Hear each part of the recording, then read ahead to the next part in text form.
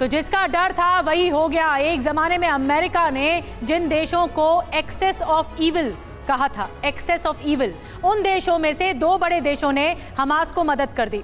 Israel ने Gaza में Hamas के ठिकानों पर रेड मारी और बड़ी तादाद में हथियार जमा किए। हथियारों को तब हैरानी हुई देखकर जब ये पता लगा कि हथियार मेड इन ईरान और मेड इन उत्तर कोरिया हैं। यानी वो दो देश जो अब तक बैकडोर से लगातार हमास को सपोर्ट कर रहे हैं, अब खुलकर ये बात आ गई है। जो हथियार हमास के ठिकानों से जब्त किए गए, उससे ये साफ हुआ है कि हमास को ईरान से भी और उत्तर कोरिया से हथियारों की सप्लाई हुई। इन हथियारों में rocket launcher, motor, hand grenade के अलावा आरपीजी और बड़ी तादाद में कारतूस भी शामिल थे। हथियारों की बरामदगी से ये पता लगा कि हमास ईरान उत्तर कोरिया का गठजोड़ गुपचुप तरीके से काम कर रहा था और एक दूसरे की मदद कर रहे थे। तभी 7 अक्टूबर का ये बड़ा अटैक हुआ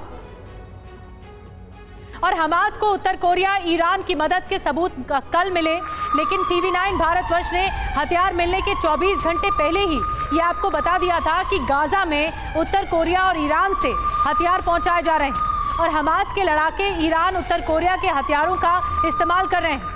TV9 भारतवर्ष ने 24 घंटे पहले ये बता दिया था आपको कि कैसे ईरान उत्तर कोरिया के हथियार हमास की ताकत बढ़ा रहे हैं और उसे और हिंसक बना रहे हैं।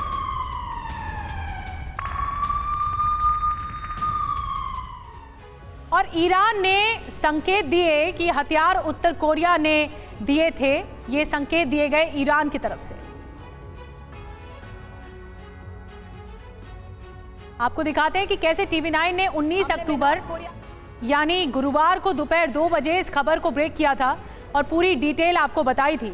ये देखिए 19 अक्टूबर का दिन, जब दोपहर 2 बजे हमने आपको ये डिटेल बताई थी कि हमास का जो मददगार है वो उत्तर कोरिया है, वहाँ से हथियार आ रहे हैं। RPG-7 लॉन्चर जो है, F7 जो हथियार है वो भी उत्तर कोरिया के जरिए आए हैं और ये बात हमने आपको क्लियर की थी।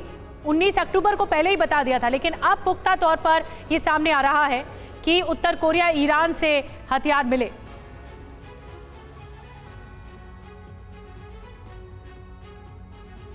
कोरिया मिडिल ईस्ट के टकराव में किम जोंग उन की एंट्री नजर आ रही है। इजराइल हमले को लेकर यह सबसे बड़ा दावा, जहां हमास की मदद में जुटा है नॉर्थ कोरिया। हमले में नॉर्थ कोरिया के हथियारों के इस्तेमाल को लेकर किए जा रहे हैं बड़े दावे। नॉर्थ कोरिया के ये वो हथियार है जो नॉर्थ कोरिया में बने हैं, लेकिन हमास तक ये पहुंचे कैसे हैं? और यही वो हथियार हैं जिन्हें नॉर्थ कोरिया में RPG-7 लॉन्चर के नाम से जाना जाता है और ये लॉन्चर नजर आ रहे हैं हमास के लड़ाकों के हाथों में। मिडिल ईस्ट के टकराव में किम जोंग उन की एंट्री नजर आ रही है। इजराइल तो 19 अक्टूबर को हमने ये खबर आपको दिखाई थी और अब आपको गाजा बॉर्डर में तैनात TV9 संवाददाता सुमित चौधरी की वो रिपोर्ट दिखाते हैं जिससे ये सबूत मिले हैं कि हमास को ईरान उत्तर कोरिया का फुल सपोर्ट है। हम इस समय मौजूद हैं उस जगह पे जो आर्म्स एंड एम्युनिशन डिपो है और ये इजराइल का वो एरिया है जो बहुत ज़्यादा संवेदनशील है, क्योंकि इसी एरिया में ना सिर्फ इजराइल ने अपने सैनिकों के आर्म्स एंड एम्युनिशन बल्कि वो भी आर्म्स एंड एम्युनिशन रखे हैं जो हमास से पाए गए। अगर आप ये ज़खीरा देख रहे हो, ये सिर्फ बताया जा रहा है कि 1% है हमास के पकड़े हुए चीज़ों का। और लेकिन सबसे चौंकाने वाली बात ये कि अगर आप इधर देखिए, मेरे कैमरा पर्सन आपको दिखाएं, तो ये है ईरान से मिले हुए वेपन्स और ये कुछ ग्रेनेड्स या फिर रॉकेट बता रहे हैं कि ग्रेनेड्स हैं, हैंड ग्रेनेड्स हैं जिनका इस्तेमाल हमास ने किया है। देखिए अगर ये मोटार्स हैं और ख़ास बात ये कि ये सारे वेपन जो है वो ईरान की तरफ से। आपको नज़र आएगा कि ग्रे में अगर निशान आपको दिखा रहे हो वो वेपन्स हैं नॉर्थ कोरिया के। जी हाँ, कहा जा रहा है कि नॉर्थ कोरिया से भी कई वेपन्स आए जिसमें RPGs के शेल सबसे ज़्यादा हैं। बाकी के ज़्यादातर शेल जो है वो ख़ास तौर पर हमास ने ही तैयार किए हैं। तो देखिए ये जो गठजोड़ है वो बहुत खूंखार साबित हो रहा है। जो हमास, ईरान और नॉर्थ कोरिया का गठजोड़ है, जो हथियार की बरामदगी हुई है, वो इस बात की तस्दीक भी करते हैं। हमारे साथ खास मेहमानों का एक पैनल जुड़ चुका है। दीपक वोरा साहब हमारे साथ जुड़े पूर्व राजदूत के तौर पर, major general retired GG Dwivedi साहब हमारे साथ जुड़ रहे हैं डिफेंस एक्सपर्ट के तौर पर, air marshal retired Rajesh Kumar ji हमारे साथ जुड़ रहे हैं डिफेंस एक्सपर्ट के तौर पर। तो सबसे पहले मैं major general GG Dwivedi sir आपके पास आ रही हूँ, क्योंकि आप बता पाएंगे कि ग्राउंड ऑपरेशन के तहत इजराइल कितना आगे बढ़ा है, लेकिन ये जो गठजोड़ सामने आया है ये बहुत डराता है और ये बताता है कि जो आक्रामक तेवर ईरान के हैं वो प्रॉक्सी वॉर के जरिए नॉन स्टेट एक्टर के तौर पर सामने आ रहे हैं, हिजबुल्लाह हो या फिर हमास हो। बिल्कुल निधि, देखो हमास अकेला नहीं है, हमास के पीछे बहुत सी ताकतें हैं। ईरान है, नॉर्थ कोरिया है, और मैं तो खुद नॉर्थ कोरिया में डिफेंस अटैची रह चुका हूँ, तो इसके बारे में काफ़ी मैं बारीकी से देख सकता हूँ कि देखिए ये जो हथियार आ रहे हैं, एक ये सप्लाई रूट है। ये सप्लाई रूट जो है ये पाकिस्तान भी इसमें शामिल है, चीन भी शामिल है, ईरान भी शामिल है। तो ये एक गठबंधन है, जो एक्सेस ऑफ ईविल है, इसमें सारे शामिल हैं।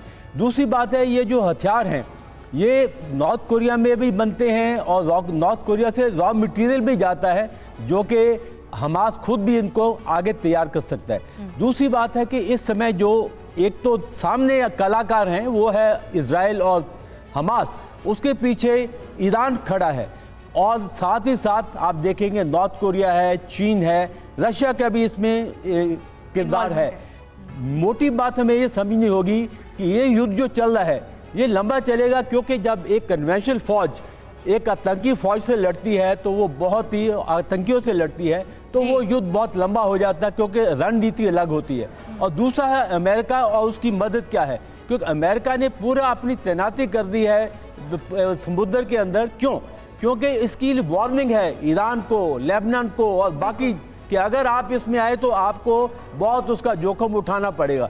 तो इसलिए हमें ये समझना है कि एक तो युद्ध जो है वो सामने हो रहा है, और युद्ध के पीछे बहुत से देश हैं जिनका इसमें काफ़ी किरदार भी लेकिन है और रोल भी है। अब तक राजेश जी, एयर मार्शल राजेश कुमार भी हमारे साथ जुड़े हुए हैं। राजेश जी, अब तक ये अटकलें थी कि ईरान ही मदद कर रहा है, लेकिन ये जो बैकडोर से नॉर्थ कोरिया ने मदद पहुंचाई है, ये और ज़्यादा खूंखार इस पूरे सिनेरियो को, इस परिस्थिति को बना देती है कि अब क्या करेगा इजराइल, क्योंकि ये जो गोलबंदी ईरान कर रहा है मुस्लिम देशों के लिए, ये बहुत भारी पड़ने वाली है, इजराइल के लिए बहुत बड़ा खतरा है।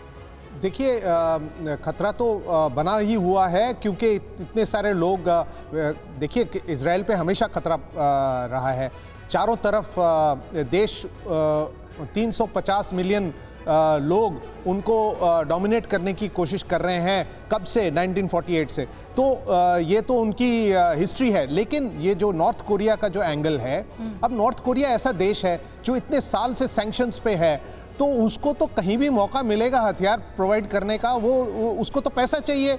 वो आइडियोलॉजी उनकी इतनी ज़्यादा नहीं है, लेकिन उनके पास क्षमता है, उनके पास एक पॉपुलेशन है जो कि बहुत कंट्रोल में है गवर्नमेंट के, जो उनकी इंडस्ट्रीज़ हैं बहुत कंट्रोल हैं गवर्नमेंट में, उनके पास रॉ मटेरियल्स हैं, तो उनके पास हथियारों का तो बहुत बड़ा ज़ख़ीरा है। लेकिन सर ये आइडियोलॉजी ही महंगी पड़ेगी। दीपक वोरा सर, बहुत कम शब्दों में एक रिएक्शन, ये आइडियोलॉजी नॉर्थ कोरिया को महंगी पड़ेगी कि वो हमास जैसे इस तरह चरमपंथी संगठन जो है, जो अटैक कर रहे हैं, उनके लड़ाके, उनका सपोर्ट कर रहा है, ईरान का सपोर्ट कर रहा है बैकडोर से। जैसा एयर मार्शल साहब ने कहा, ये बहुत देर से कर रहा है। ये हमारा बिगड़ा हुआ शहजादा है, कभी एक मिसाइल इधर फेंकता, कभी एक मिसाइल उधर फेंकता, बहुत कुछ करने की कोशिश कर रहा है। चाहता है कि मुझे पैसे देते जाओ अगर आप लोगों का इरादा है कि मैं शांत रहूं।